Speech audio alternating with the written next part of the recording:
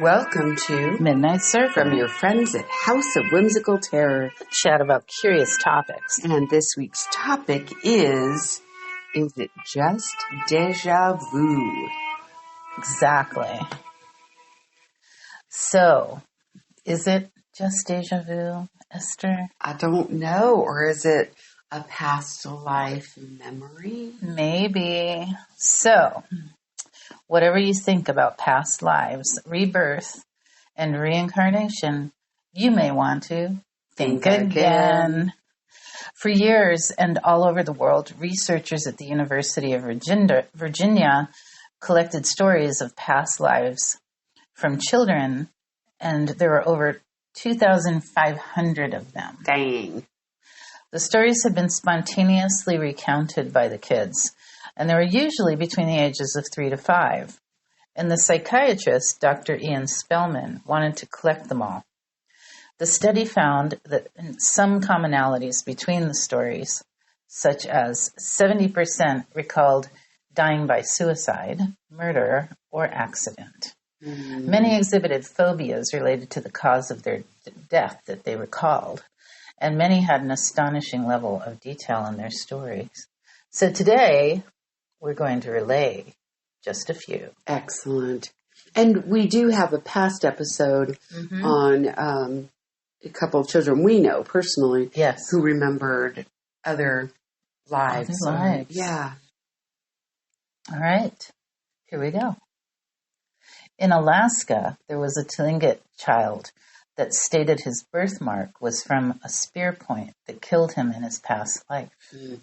Much research was done on how birthmarks and birth defects correlate to previous lives among the study participants. And upon investigation, the researchers discovered that a fisherman in a local village had indeed many years prior been killed by a spear to the exact location of this boy's birthmark. Spooky. Yeah. Also, in a famous case, a young boy named Ryan was waking up with nightmares and began reciting information about his previous life. He stated that he was a man who had lived in Hollywood with a green car, a big house, and 3 sons, and a younger sister. His mother was very alarmed by the persistence of his condition and eventually told her husband. Can you imagine? No. She had been hesitant for fear of judgment. The young man's father insisted that she write down all of the things the boy said. She also began taking her son to the library to look at pictures of life in the 1940s in Hollywood. The boy seemed to love the music of Bing Crosby and others from that period, and it gave her a clue. The boy looked through the books. He found a photo of some men posing and stated that one of them was him. Oh, God. The name of the man in the picture had a family in California and contacted a producer of the show, The Unexplained. I think I saw this episode. Did you see this episode? Okay. With the help of the crew, they were able to go to California and meet with the family of the man in the picture, and she related the details of her son's stories to the family. It was found that many significant claims were accurate. The boy and his family became a popular topic of conversation after the episode about his experience had aired.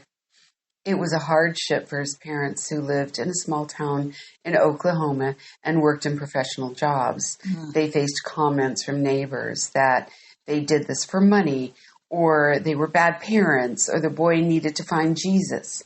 They weathered the criticism and protected their son, who went on to live a typical life of a young man. In time, he forgot the details and no longer remembered being the man in the photo, as is common among children with this type of recollection. His mother continued to try to find answers as to why any of this occurred. And I've heard that children forget. After about 5 years of age, they stop remembering. Wow. They didn't remember the things that they had said earlier. Dr. Jim Tucker, who continued Dr. Spellman's work at the University of Virginia Division of Perceptual Studies, says that many times these children with past life experiences will say things to their parents such as, "You're not my real mommy, but my new mommy," or "I remember when I lived in this other place," or recount details of a life such as a way that they sound as though they lived it. This can be very unsettling to these parents, and there are guidance articles on how to deal with it. Yeah, there are. Oh, that's amazing. Yeah. Dr. Tucker recounted a story of a boy from Glasgow, Scotland, who at the age of 2 told his mother fabulous tales of his time living in Barra Island on the Outer Hebrides. The young man, Cameron, spoke in vivid detail of his time there and insisted he was born on Barra. Am I saying that right? Barra. Okay. He described his white bungalow, the beach, and his black dog and white pup. The boy and his mother lived about 300 miles from Barra, and Barra was so small that only about 1,000 people lived there.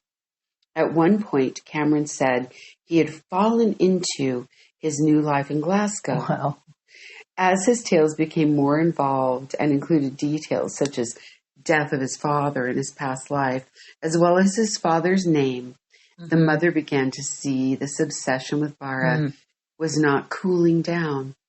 Cameron was crying frequently and disturbed by the memories, so Dr. Tucker offered to accompany them to Barra to investigate. They located the bungalow on the beach that Cameron described and contacted a genealogist who confirmed the names of the family that had lived there. They even found a family member who was able to confirm many aspects of Cameron's story, and it seemed the family on Barra was also originally from Glasgow. Oh. Cameron turned to his mother at one point and said he was glad to be back on the island. Wow. That's creepy, right? So there are thousands of stories like these. And though there's no explanation for them with a concrete conclusion, we can continue to imagine. Is it reincarnation, historical memories floating in the ether, or just deja vu? We don't know, but it is one of the greatest joys of wondering. Yes. And we want to thank our listeners until next time. And we will have new stories. Thanks for joining us.